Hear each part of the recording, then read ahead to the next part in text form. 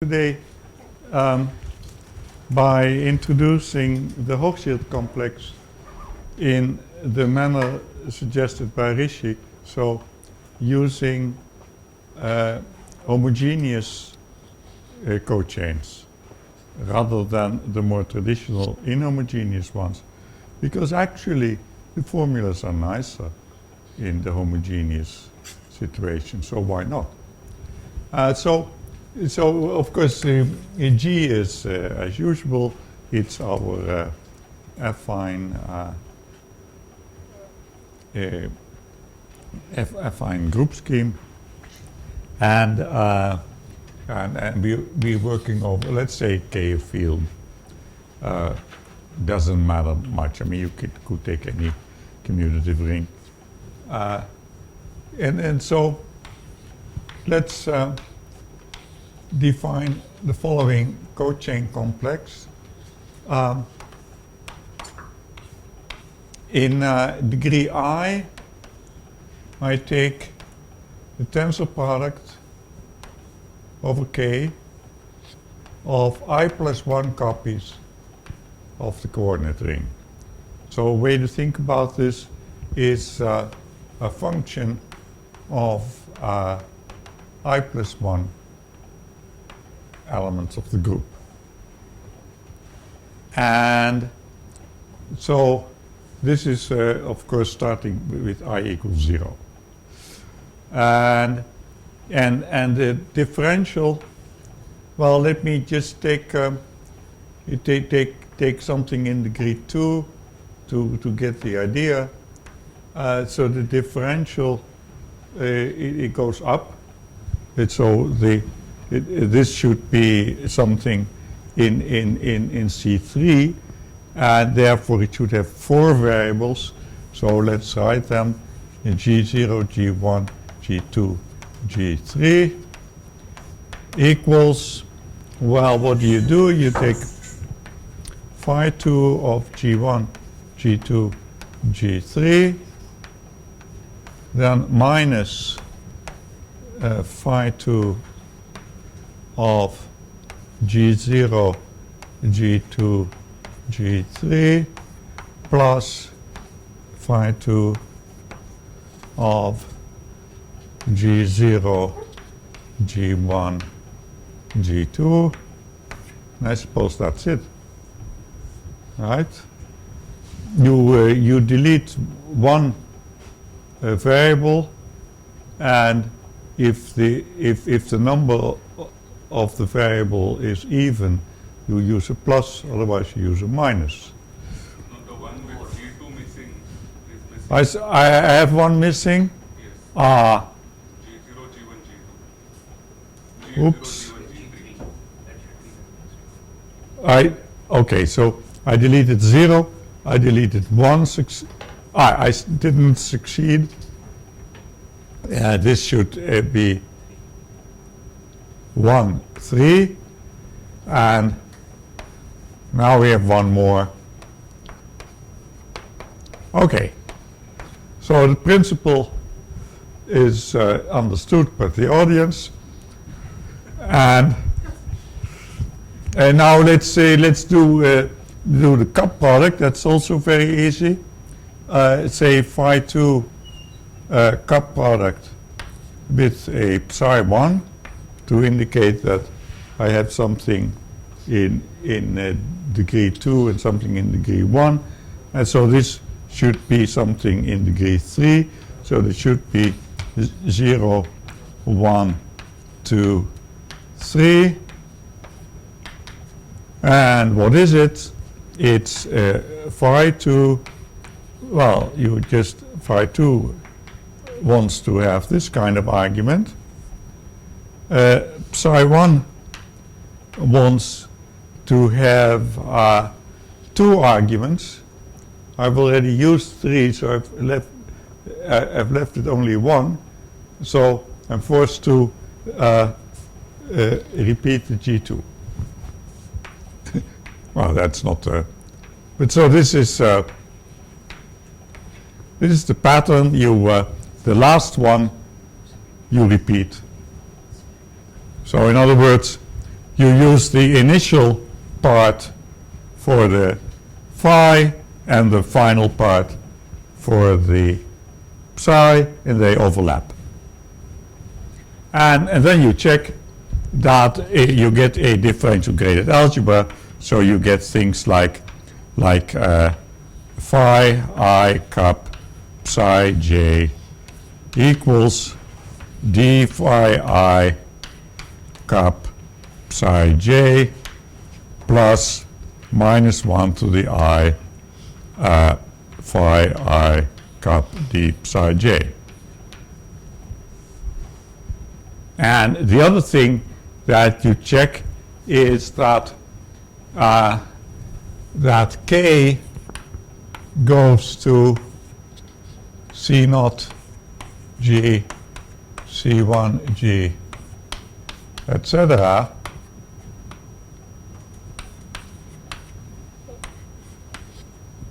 That's a quasi-isomorphism, and so this is what I would like to call an injective co-resolution. So I want to say resolution that's projective. Resolutions go in one direction and co-resolutions go in the other direction. So when I have something like this,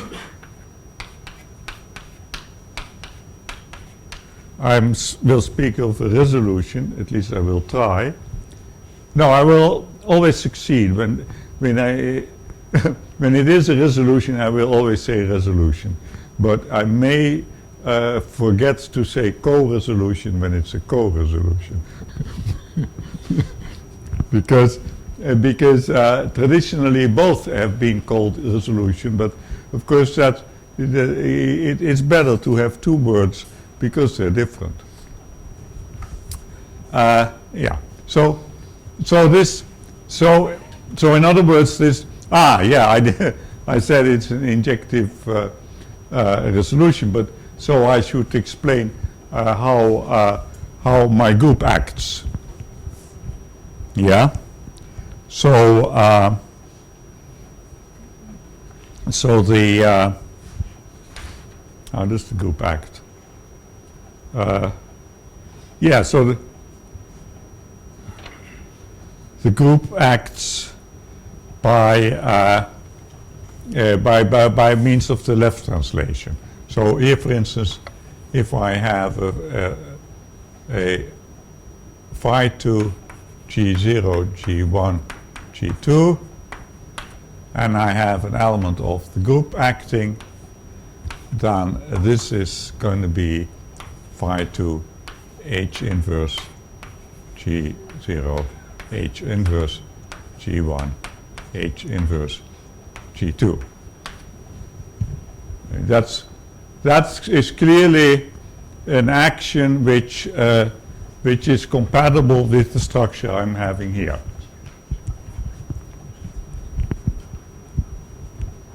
So this is so now I have a differential graded algebra with an action of the group, so that the in each degree it's an injective module, and so this is a good way of doing homological algebra with. This is a good thing to do homological algebra with, and so we should define Hi of Gm as follows. You take M tensor over K C star G, then you take fixed points where now the action is of course diagonal. You have the action on M and you have the action on here, and then the ith cohomology of that. Okay? Now this thing here, after taking the fixed points, That is the complex that you find in Janssen's book. So M is flat, it says M is not flat. over here, no? No, but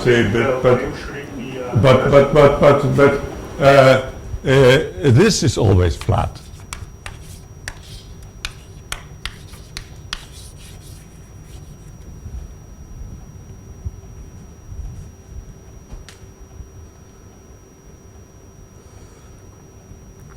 Even so, Yeah, no, so any tensor, that thing has to be a resolution of M, right? yes, but this is flat. And therefore, this is flat. It's actually as a K module, it's homotopy equivalent to just K. And so this whole thing is, as K modules, is just homotopy equivalent to M. But the point is that because this one is flat, you no longer care if that one is flat. Because that's the way it works. If you have, if you want to know that some exact sequence stays exact, you only, so the sequence that you want to be exact is this. This one was exact, and now you tensor with M. Now that one is also K-flat. So the tensor with M and it stays exact. So you have also a quasi-isomorphism with M's all over the place. Yeah.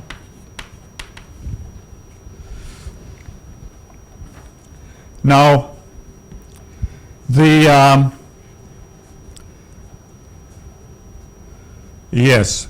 So just to have a translation between the two ways of treating things, let's define a I don't know. I just call it T. T of a function of well, so f a function of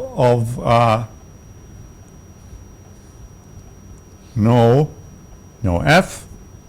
If f is in M tensor k g to the d, then T of f is defined as follows. It's g naught f of g naught inverse g1, g1 inverse g2, blah blah blah blah, up to g d minus 1 inverse gd. And if you define it that way, then you find that that T of f is sitting in M tensor CDG, fixed points. So this sort of gives a way of so you get a map. You get a map from M tensor KGD to M tensor CDG fixed points, and you show that this is an isomorphism, and therefore you can transport all formulas to the other, from here to there. And if you do that, the formulas become more complicated because this T is a bit complicated, and therefore, but you get you get another description of the same complex. And in this other description, you would have to work harder to discover what the cup product is, and so on. But I suppose it's just that Hochschild it gave its description in the inhomogeneous form, and people just stuck with that. F is acting on D terms, so is it in kg power D minus 1? No, the point is that this is M tensor kg d plus 1. The homogeneous complex has one more variable, which is sort of killed, which is sort of removed by taking fixed points. And so that's exactly what happens. I mean, you have this one more variable that makes the formulas more beautiful, and when you get rid of it by taking fixed points, then what you're basically doing is you're going from you show that it is actually of the form TF. Now, T may not be the best invention of notation in this context, because it's usually the maximal torus, but I think you will survive. You said something about Janssen's thing being, so Janssen uses... So Janssen uses this one. This one. Janssen uses this one, and which corresponds with what everyone calls the inhomogeneous cochains. I mean, you have the same in finite group theory. There's no difference. And in discrete group theory. Okay, so that was that. I wanted to have that out of the way. Oh yes, but now it's not true that this is always the convenient way of looking at it. So when you actually want to compute something, this Hochschild complex may be inefficient. Of course, this is nice to understand cup product and such things, but let's suppose you are trying to say something about H star B of lambda. By the way, I noticed that at some point I had the following very bad notation, where the 0 didn't mean the 0 module, but lambda equals 0. Now, of course, when lambda equals 0, this is not a good notation. I mean, you should just write k, yes? I mean, k lambda, you may write as lambda, but it's unwise to do that when lambda equals 0. So that was, yeah. So that's the advantage of it being taped. You can see the silliness that you. Yeah. So I want to actually, I want to for B minus. I want to understand when lambda is dominant, what's happening here. And if I would use the Hochschild complex, I wouldn't see much. But we know that from T to B of mu is an injective. So now I'm really taking a field. I don't want. You need to do these things over a field, and then if you really want to know it over other rings, you first do it for the integers, and you use universal coefficient theorems to show that if it's true for what I'm going to show. Yeah. So what I want to claim is that that these vanish for star positive. So in other words, the lambda is going to be a B minus a cyclic module. And this is a general fact over a general ring, but the way you do this is you first prove it over a field, then from there you prove it over the integers, and from there you say, aha, but my Hochschild complex is flat, so it's always true. So this is an injective because it's induced up from an injective, because all T modules over a field are injective, and so this one also, and so this is for any mu. But this thing basically looks like the coordinate ring of U. I mean, only the action of the torus is still there somehow. Yeah. So in particular, this one would be an injective, and now the action of the torus is what you expect it is. And this one has okay, so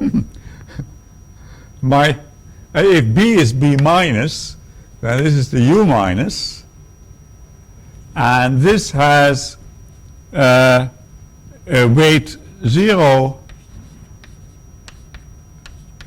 once, and other weight spaces, other weights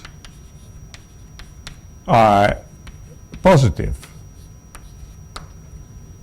Now, okay, so I think I want to, I don't want to say how one traditionally orders the weights, because I actually will prefer in the sequel to use what I call the Grosshan's height function. So let's introduce that. And then instead of saying other weights have height, so other weights mu have height of mu positive, strictly positive. So what's the Grosshan's height? I'm using Grosshan's to collect a number of things that belong together. So I attach his name to things, whether or not he invented them or not. At least the connection with Grosshan's is that you can find all these themes or concepts in one of his papers. But so what's the height? The height of is simply the sum of the positive roots of the co-roots, and in case of GLN, that means that the height of lambda is the sum over all pairs I smaller than j, I between 1 and n, j between 1 and n of lambda I minus lambda j. The thing about this is that the height of alpha is positive if alpha is a positive root. That's the important property, and the other property is, of course, that it's additive. There are, of course, more functions like that, but it's nice to have fixed one forever, so that you can keep using it. And I call it Gauss's height. Of course, this must go back to long. I mean, Gauss's is not very young anymore, but still, it is definitely not the first person who used a function like that. But I call that Gauss's height.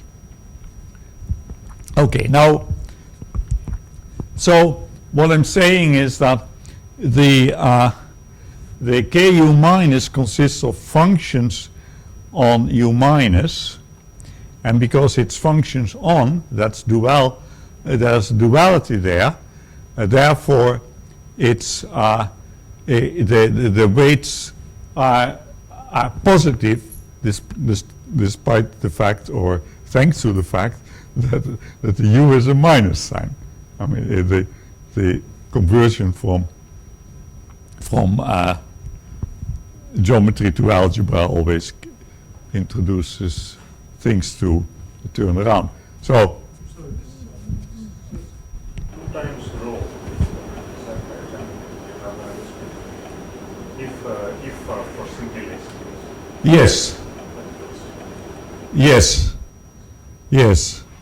Yes, but you just do it always, and it's just a it's just convenient general formula that you don't have to. So it's 2 times rho of the dual root system, and in a simply laced case, you can identify that with the original root system, and therefore, and it's important for us that it takes integer values.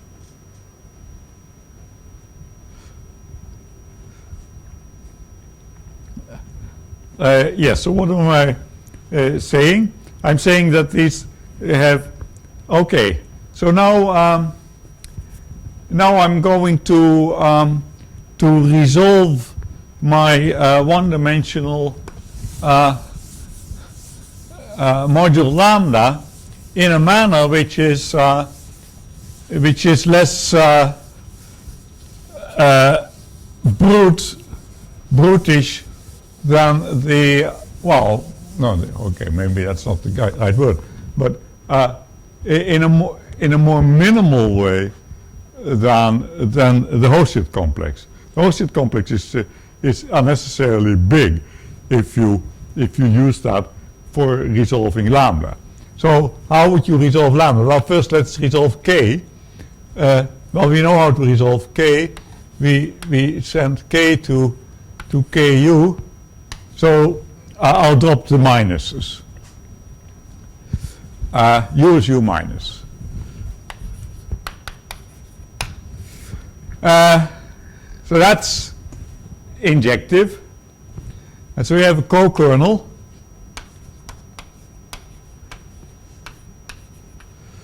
And well, there is the most trivial way to proceed is to say, okay, so if we call this d minus 1, then so this is the co-kernel of d minus 1, then you can inject that into the co-kernel of d minus 1 tensored with ku, because we know that that way you get an injective again. And so you keep going. Now the thing you see is that here the height is 0. Here the height is at least 1. because the height 0 part has been removed, and all the other stuff has positive height, and here the height is at least 2, and so on.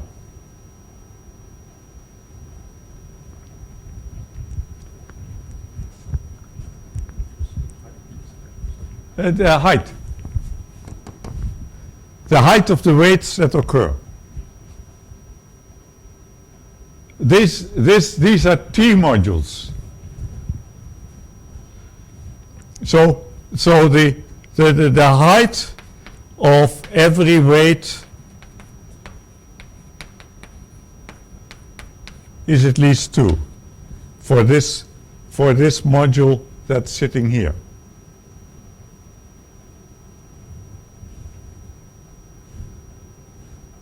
Because each time you're basically tensoring with ku mod k, which has weight spaces of height at least 1. So each time you tensor with that, you go up by 1. Another thing is that for every bound on the height, the part that has at most that height is finite dimensional. I mean, that's also easy to see, because the only way to I mean, it's just, yeah, okay, it's easy to see. Let's leave it at that.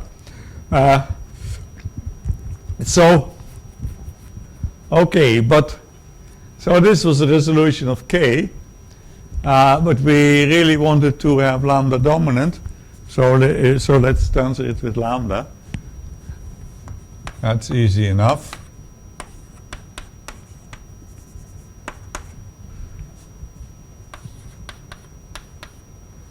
And so now I should change the statement. The height is the height of lambda. Here the height is at least 1 plus the height of lambda. Here the height is at least 2 plus the height of lambda.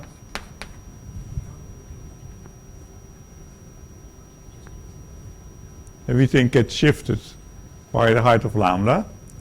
But now what was this? This was a resolution of an injective resolution of my module lambda, but I was interested in the cohomology. So what do I have to do? I have to take B fixed points. Okay, but so that means that I have to take at least T fixed points under T. In other words, I can concentrate my attention on the weight space of weight 0, but they're not there.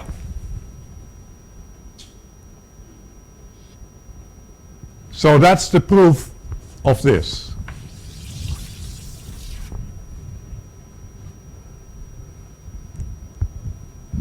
So that's why so weight considerations are very important in this game, and so this one shows that that part. Now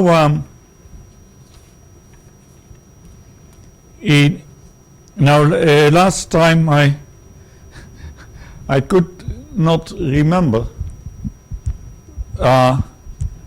the argument from my joint paper with Klein, Parson, and Scott, so I got confused. So I've looked it up now, and I know again how it goes. So let's recall what we were trying to do.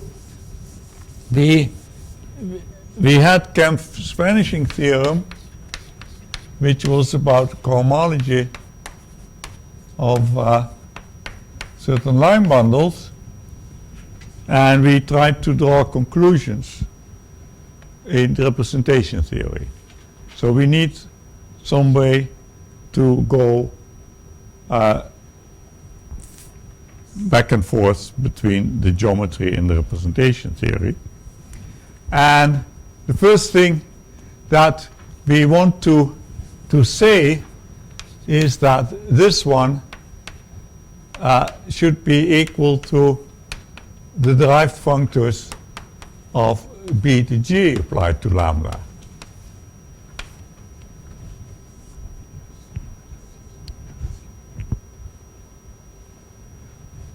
So if you take a lambda, you will not get even 0 in your homology. That will be difficult. Yeah, right. I mean, if lambda is only when lambda equals 0, do you hit something? Then if lambda equals 0, then of course you have an H0. Then you have invariance. But if lambda is not 0, you have no invariance. So the degree 0 part also disappears. Which you then again see from this, but it's easier to just look directly at the invariance, and the answer is no.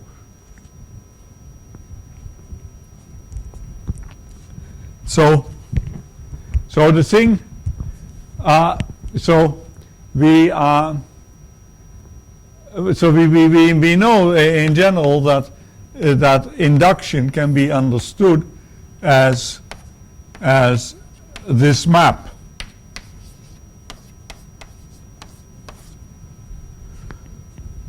But it's So if lambda is only slightly negative, does it still give you something, some bound, something? absolutely. Oh yes, no, I should have said that. If what this also says is that whatever lambda is, after a while the cohomology stops. And if you look a little closer at the argument, you also see that the total cohomology is finite dimensional. And this is actually important, so let's state that. So if M is finite dimensional B module, then the direct sum of the HI BM is also finite dimensional. And that follows exactly from these considerations. You see that the total dimension of the weight 0 part in this picture is finite. The weight 0 parts, they after a while they stop being there, and before they are finite dimensional also. So in total you only reap finite dimensional stuff. And this is the way you know that this is finite dimensional. I don't know another way. So it's really by weight considerations that you know this interesting fact, which of course is not irrelevant if your topic is finite generation. So yeah. So okay, but so what I'm Does this also give that when you, does this argument also give it when you use G, the character from T and B, that's finitely generated? Does this, without using the projectivity of G mod B and that the fact that no, well, the problem is that to get G cohomology and B cohomology the same, that uses geometry and what I'm going to say here now. that uses geometry much in several ways. So I know that this is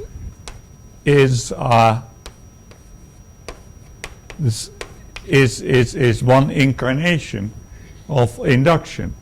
But of course that doesn't prove that for the higher derived functors of this one, you may use the higher derived functors of the gamma. Because this is a composite functor. It's first doing L and then the gamma. So there's something to be done. And the something to be done is to show that for a typical injective, so what you want is that L of KB is gamma acyclic. That's what you want. You want that's a sheaf without cohomology, higher cohomology. And that suffices because every module can be embedded into a direct sum of these. It's still working over field, yeah? And so therefore we want to know that this is acyclic, and now it turns out that if we call pi the map from G to G mod B, then you just compute and you find that this is the direct image of the structure sheaf of G. You're just comparing the two. And so here I'm talking like an algebraic geometer. And then I say, aha, well, this is affine. The fibers of this projection are affine. And so I'm done. Actually, if I remember correctly, I originally did this on the big cell, this kind of argument, and then used Czech cohomology. But the true algebraic geometry just says this is an affine map,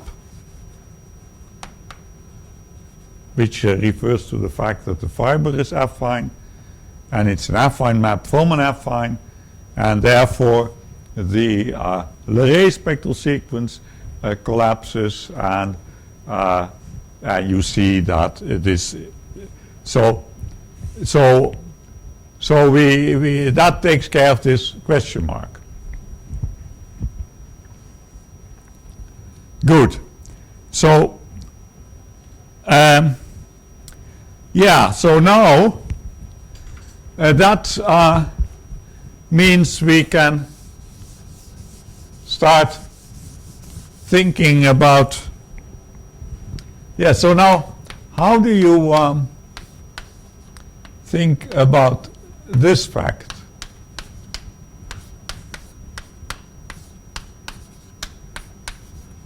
For M in Gmod, the G module. Well, the trick is to use the transfer principle and to say, well, I know that taking fixed points under B is the same as inducing up to G and then taking fixed points under G. That's the theme, right? Now, okay.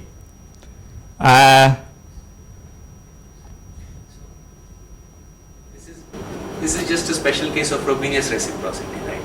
Yes. Yes. Special case of Frobenius reciprocity. But now in the case that M is a G module, the tensor product, the tensor thing says this is just the tensor identity says, well, the m doesn't really matter. And so now you notice that K is acyclic for induction by Kempf's vanishing, because now we know that the higher derived functors of a lambda can be viewed in a geometric way, and for lambda equals 0, this would be K, and Kempf says this vanishes. So the idea is that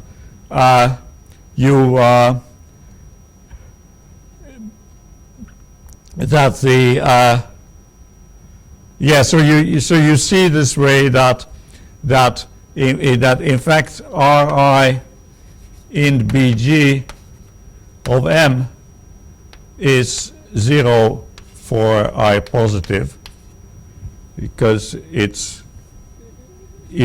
because that really reduces to the problem for K itself, and then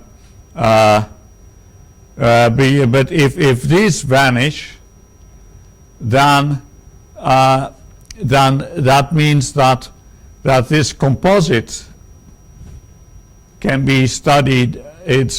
So then that this can be jazzed up to the statement that HIBM is HIG of int BGM, because these are now acyclic, and now but this you might as well delete, because that didn't do anything.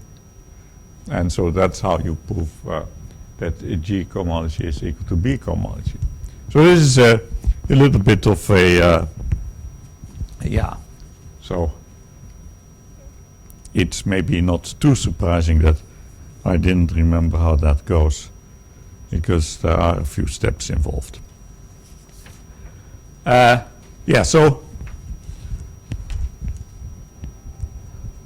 So that's that, and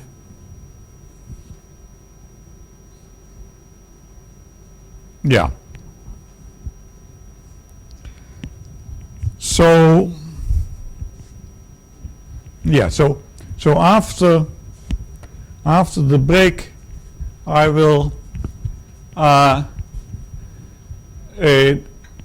say more about good filtrations and cohomology. Recall that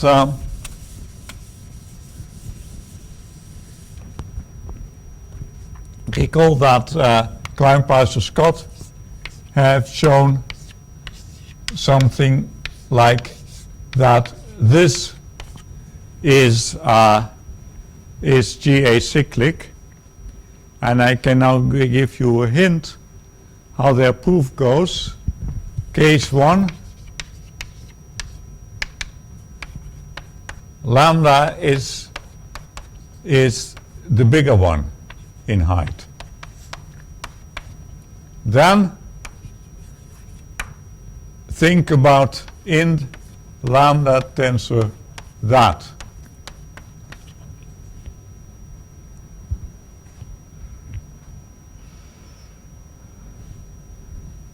That is another way of writing that, but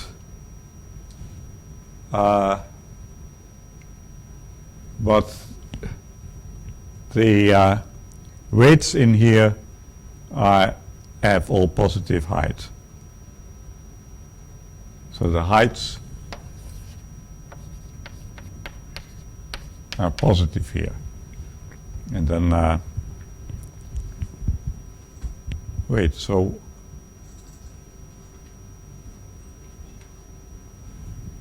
yeah, okay, of course. I should look at this. Now I'm not giving any more hints. So, but what this what this says is that you know something about a co-standard module times a module with good filtration.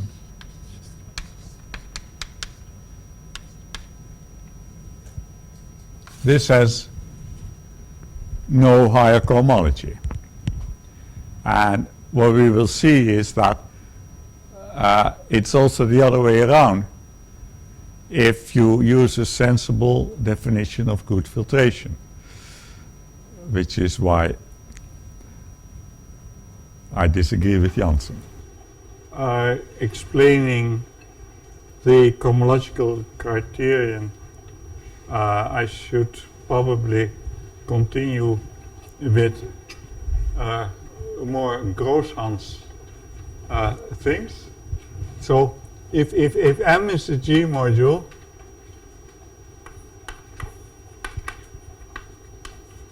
then I define M at most I is the largest G submodule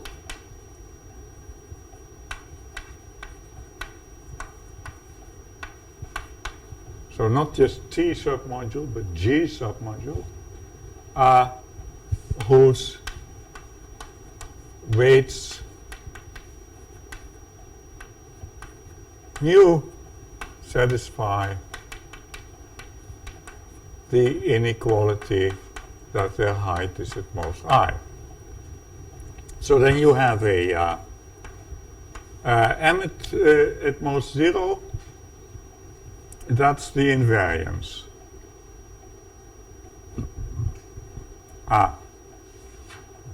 Oops.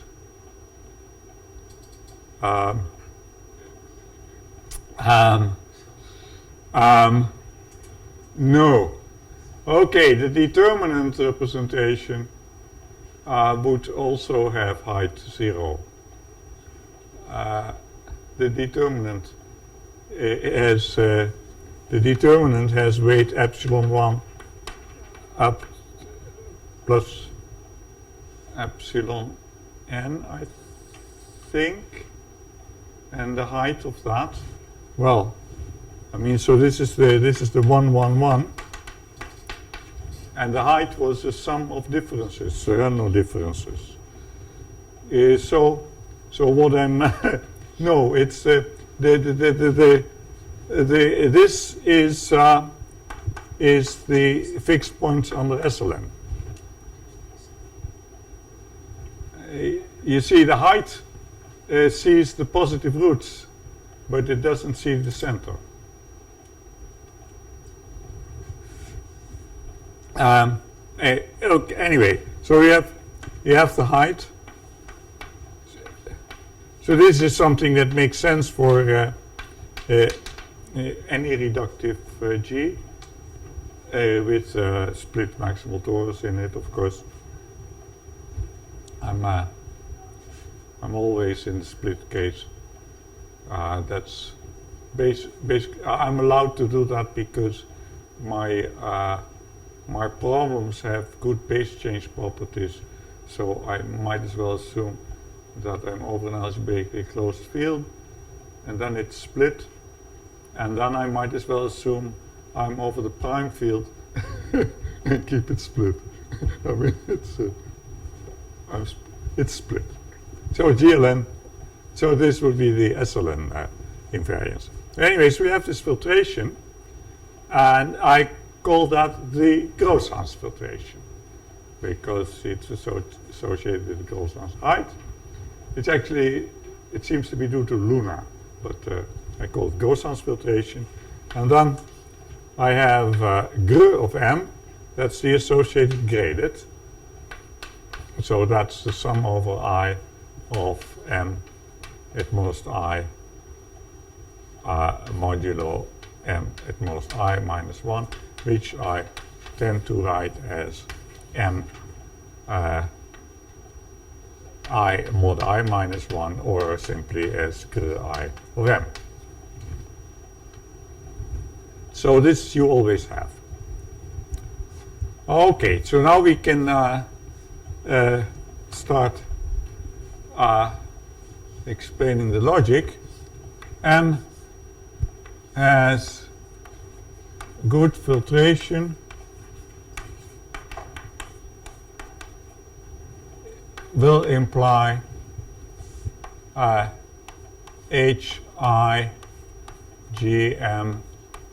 tensor with this is 0 for I positive. That was the Klein-Parcel-Scott thing. And for all lambda dominant.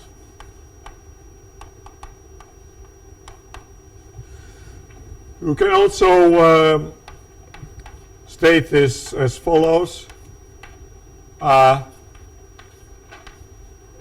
like to write this as kg mod u, but maybe it would be better to write it as the coordinate ring of T induced up to G. This is a direct sum over lambda of the induced am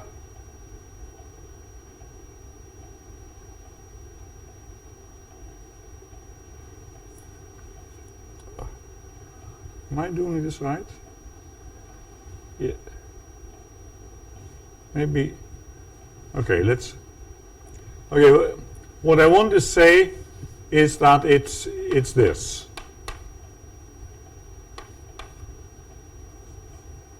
So, yeah, so maybe I should put a B here.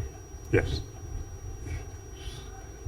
I have the I have B mapping to T, and therefore B can be made to act on the coordinate ring of T, and then this is logical. This is a direct sum over lambdas, and for lambda not dominant you get 0, because we've seen we've seen this reasoning that if you have if you try to have some irreducible sitting inside an induced module, then something very special has to happen, and if lambda is not dominant, it doesn't happen. So therefore, if lambda is not dominant, this must be the 0 module, because there's no irreducible in there. So now, so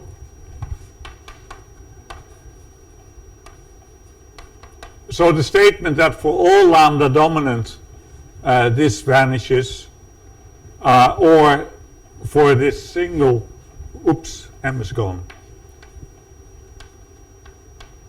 For the single, so you can test on all co-standard modules, or you can do the test at one stroke for all simultaneously. And the reason that I like this form is that this is an algebra of finite type. Yeah. Oh, it's a finite type. This is true. It's, for instance, a theorem of Grosjean's. And it also follows from Frobenius splitting arguments, namely the in general the natural map from here to there is surjective by Frobenius splitting reasons, and that means that this algebra is generated by the numbers for fundamental weights.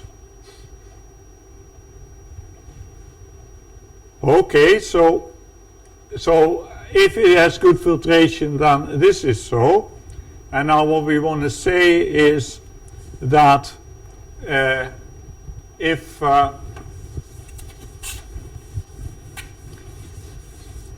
just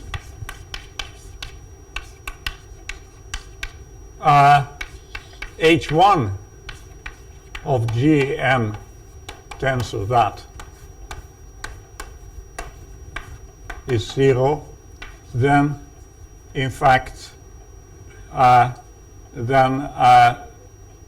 the Grossans filtration is a good filtration.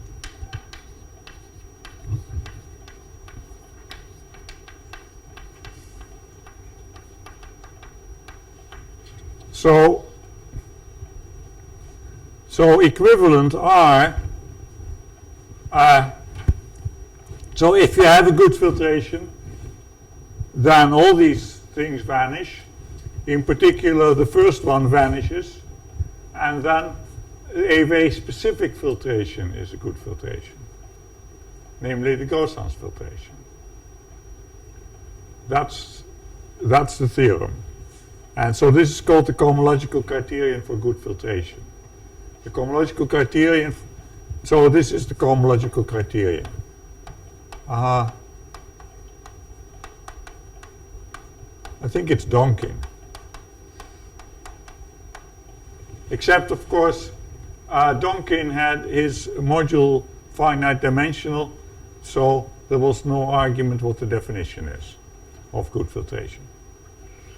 And he did not use, oh sorry, no, Donkin did not use the, sorry, Donkin just showed that if you have the cohomological criterion, then there is a good filtration, but he was not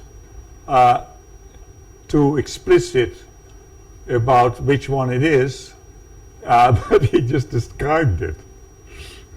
And then, of course, when you have some layers which in the Grossans filtration, you will get direct sums. So he would just have to refine the filtration to fit the old-fashioned definition. But okay, so I'm trying to explain this thing, and the way to do that is to introduce something that I call the Grossans hull, and of GM,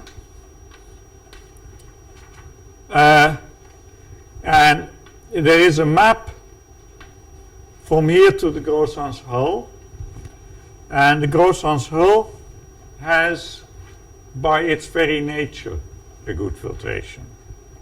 So that's, and what one will show is that if the cohomological criterion is satisfied, this injection is a surjection. And so that's the structure. So what's the hull? Well, so more generally, if I have GRU I of M, this sits inside its hull, and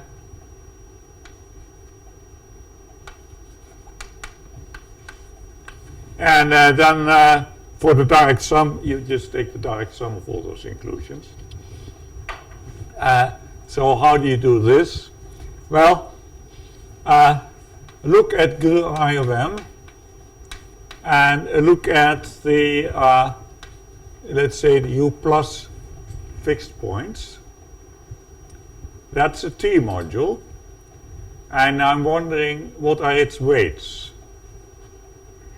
So suppose that a V of lambda sits in there and is of weight lambda. What can you say about lambda? Well, my claim, well, certainly you can say that the height of lambda is at most I. Because you're sitting inside you're sitting inside this thing, right? Let's just write smaller than I rather than smaller or equal I minus 1. So this is obvious because you're in here. But could it be smaller? No, because then the G module generated by V lambda would have all its weights too small. So that can't happen. So it's actually equal. So the picture is something like this. You have various contributions to this representation, but then you have this height, and I mean the highest weights are all lying in this, on the same height hyperplane. Now what that means is that I can define a B minus map projecting onto just what's on this level. So I can remove all that stuff. That's a B minus map. So I'm going to the height equal I stuff.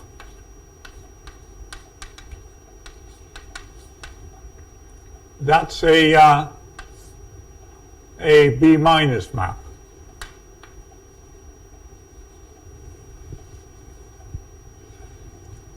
Then I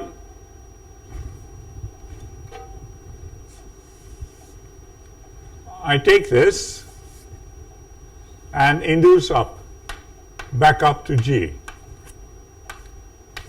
of this stuff.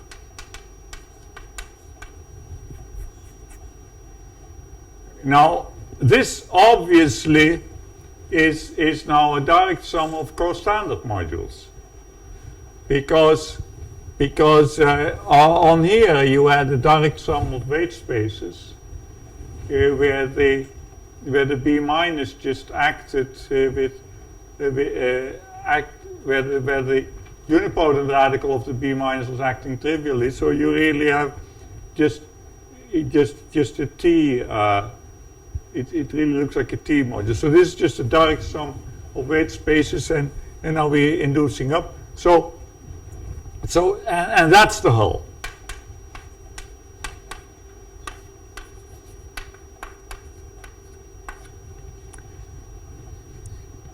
So the hull you get by taking U plus fixed points, projecting onto that, and then inducing back up. And by the very nature of induction, this means there is a map from GRU IM to hull of GRU IM. That's just by the definition of induction. I have a map from GRU IM to the stuff, and therefore I have a map from GRU IM to the inducing up of the stuff. And now I claim that this map had better be injective. Why does it have to be injective? So when you say height equals I stuff, is it B minus stable or B stable? It's B plus stable, but I project, and that's a B minus map. So that I have a hom B minus GRU I M to the stuff I, and this is isomorphic with hom G GRU IM hull of GRU IM. Because this is induction of that.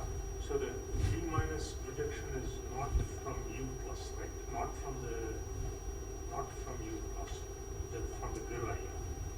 I'm sorry. Ha! Yes.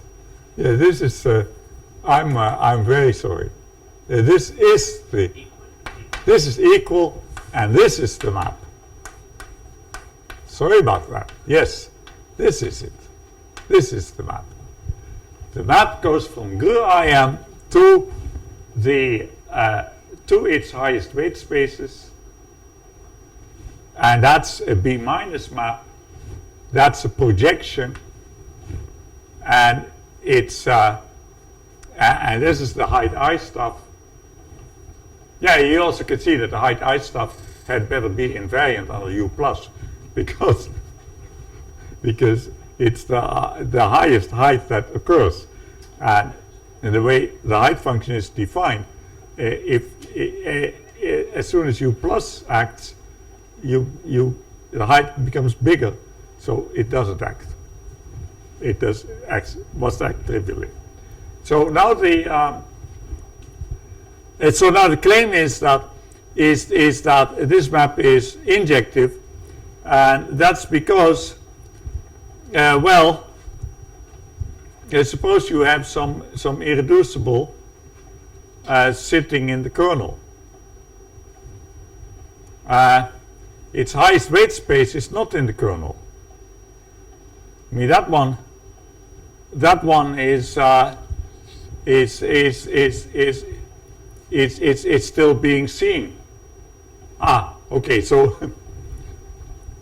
yeah, so the highest weight space corresponds with a dominant lambda, so then when you induce, it survives. So that one, yeah, okay, so there is no room for the kernel, because the kernel, an irreducible submodule of the kernel would have a highest weight space which doesn't die, so it can't be in the kernel.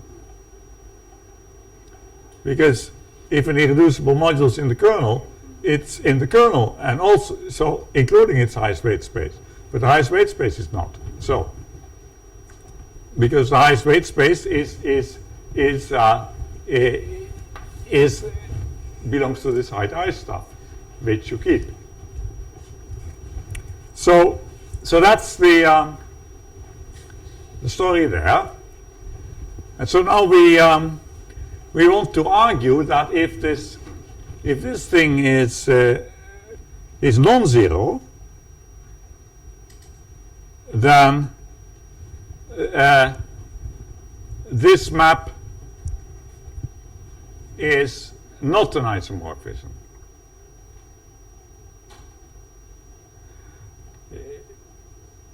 We want to show that if it's zero, then it's an isomorphism. And yeah, is that logic correct? Okay, so suppose H1 is non-zero, then GRU M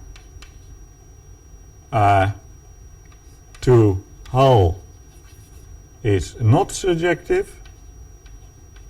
If you prove that, then you wait. I need the other thing. Sorry, I need.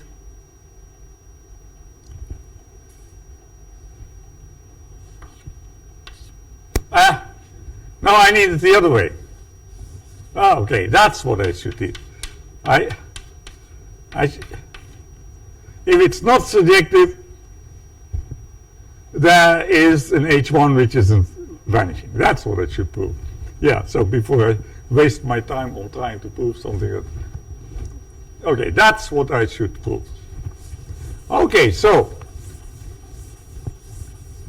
Well, if it's not surjective, so suppose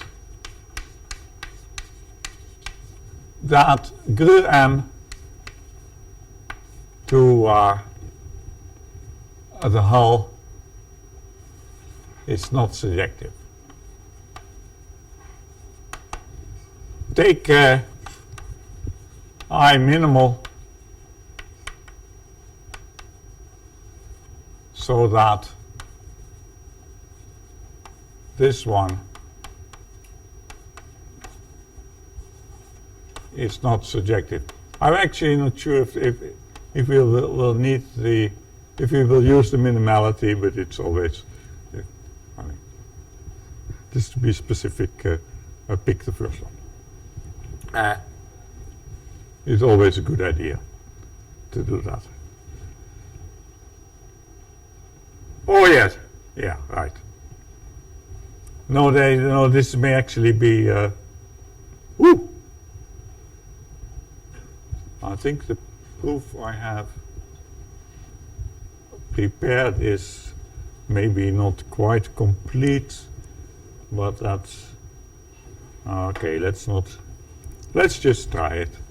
So, so that this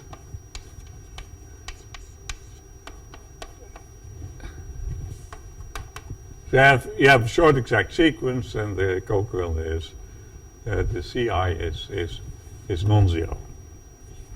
Okay. Then yes, choose lambda so that the dual that there is a non-zero map,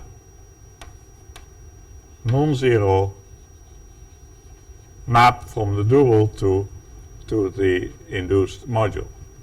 You can always do that, namely you just pick a highest weight of this dual, and then the same theme as before, you have a map to the induced thing.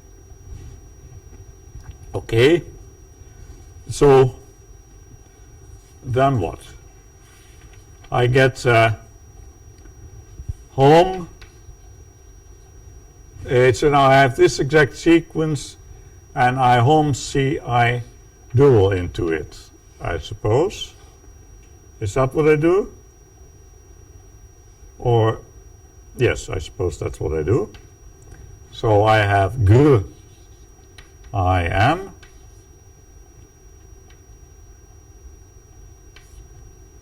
home G, then I have home G C I hat hull, and then I have home G, no,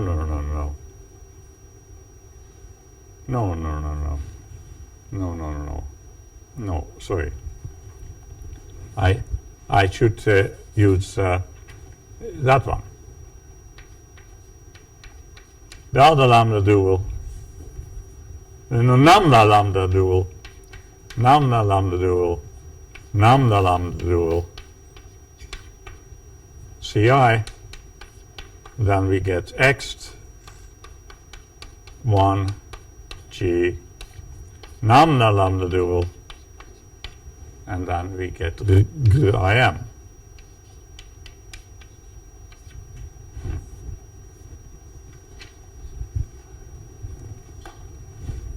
Now, let's think about this one.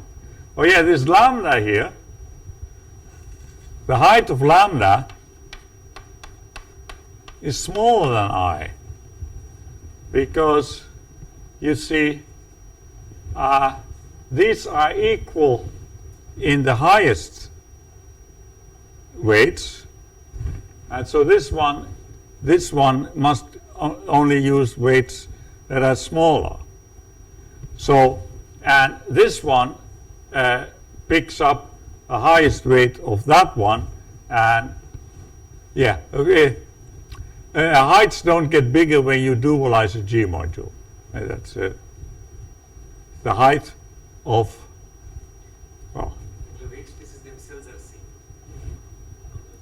And so that means that this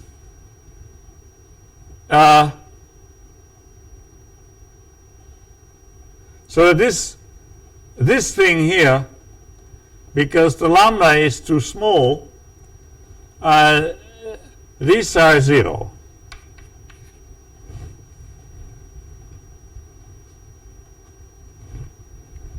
I mean, this whole is induced from things that are high, that have height I, and this one is smaller.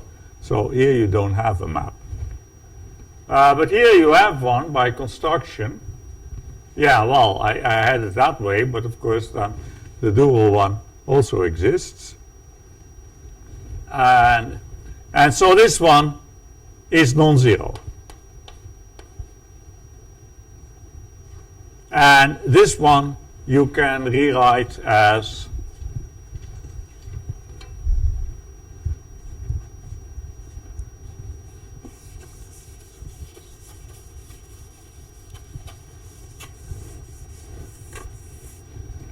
this one you can rewrite as H1G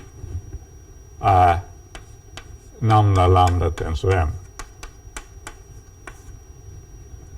Yes, I didn't say that, but the moving things over the comma and dualizing, that's an exact operation. What? Graham. Yeah.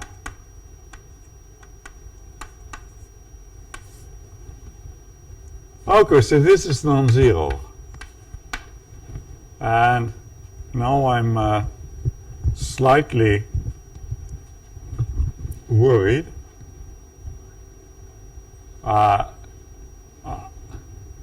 So, all right. Now I know that for m smaller than I have assumed that it has good filtration. Yeah, so I'm using minimality of I. And the smaller I have good filtration, and therefore this one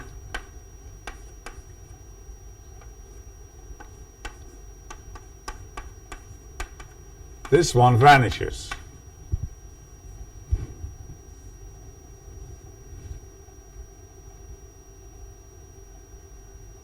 And so what can I now say? I can say that this one had better be non-zero.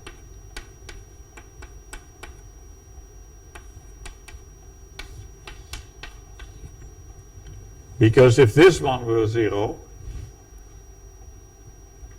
wait a minute.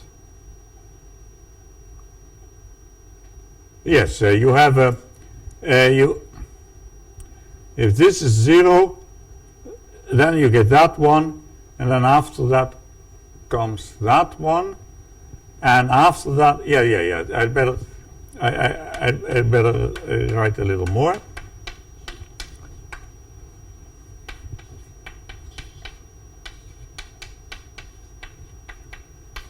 The next term would be H2, G, lambda lambda, tensor, and smaller I. And what I should have said is I know that this is 0. This one is good. It's the one before is good.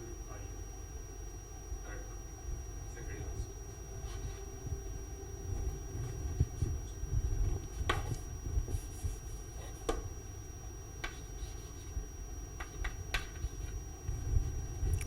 This is 0.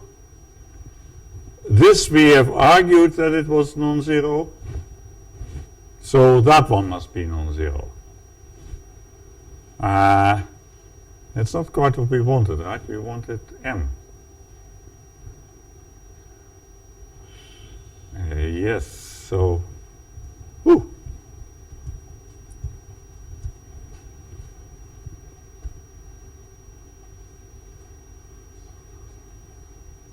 How do we get rid of the higher stuff?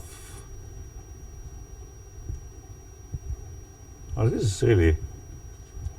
I think I've made a mistake in my logic. I mean, this is the kind of way you reason about it, but now, is there any obvious reason why hi of g lambda lambda tensor m modulo m at most I, why that should vanish? That doesn't look right.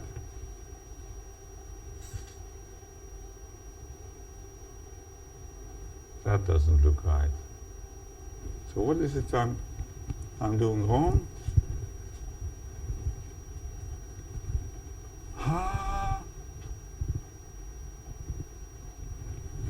Well, I suppose it's one of these things again.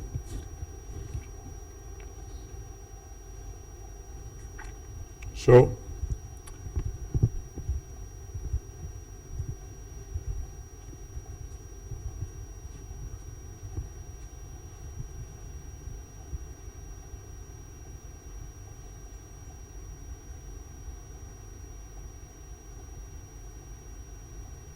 I wanted to show that if they all vanish, then you can't have these C. I wanted to show it's not surjective, then the H1 is, so maybe I should just really think. It's H1, right? I mean, we are not really extremely high up. We're talking about extensions. So we're talking about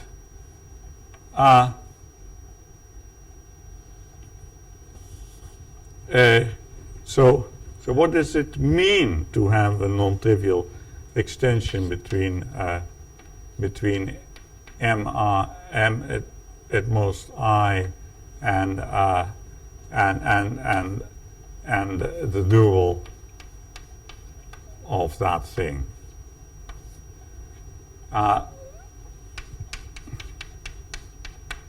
So that means I'm having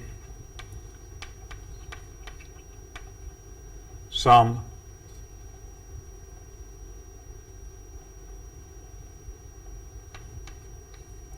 sequence that's non-trivial, that doesn't split. No, here I have some unknown thing, and here I have m at most I, and this doesn't split. And now suppose we push that out to m.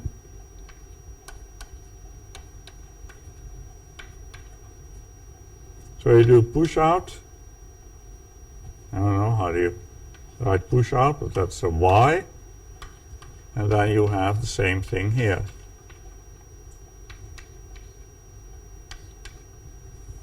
Now suppose that splits.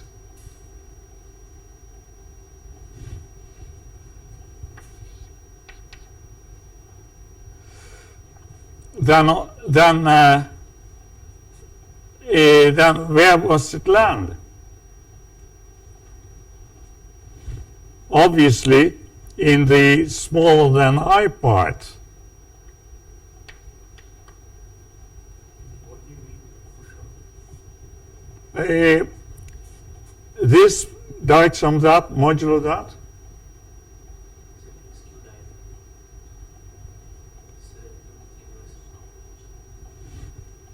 And I think, and this is,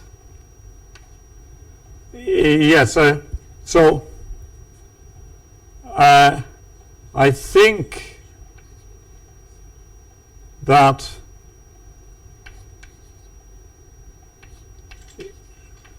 one may reason it from this. So suppose that this was a split extension.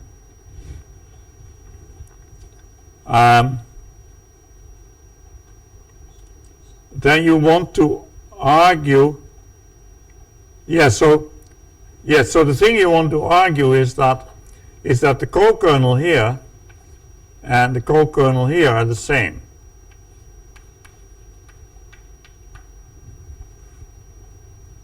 Yes?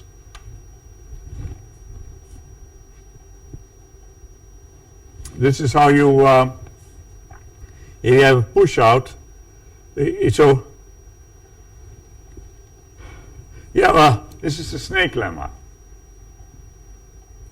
I had these two exact sequences, and snake lemma says that here at 0, 0, 0, 0, then go around.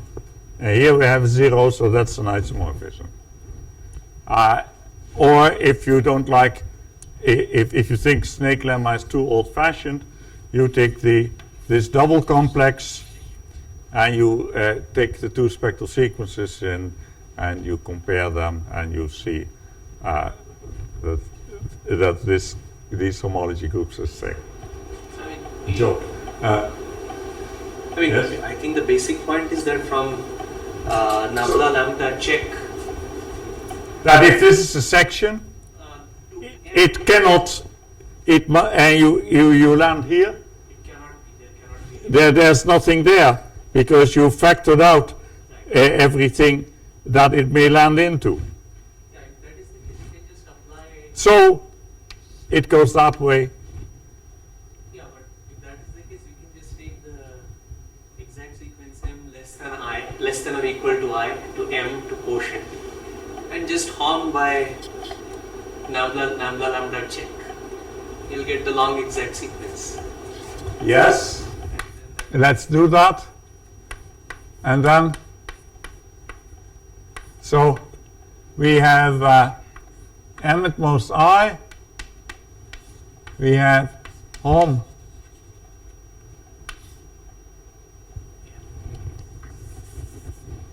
Anyway, those terms are not useful. It's the x part which is useful. The last hom term and the x. Yeah. But to write them down is maybe not a bad idea. Just to get the shape of things. This is m modulo m at most I. Then we have x. And what we've just argued is that this is 0. Then we have x lambda dual m at most m that. This is non-zero. Well, then the next one had better be non-zero, which is what we try to prove, right?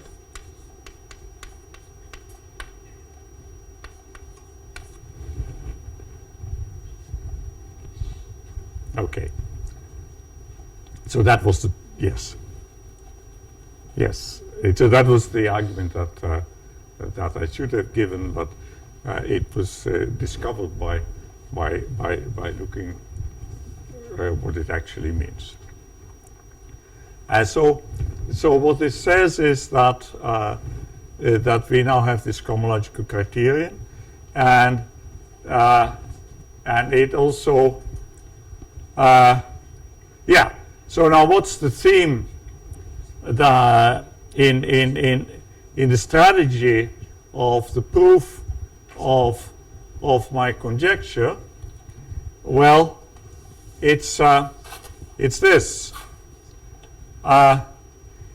we have our algebra A.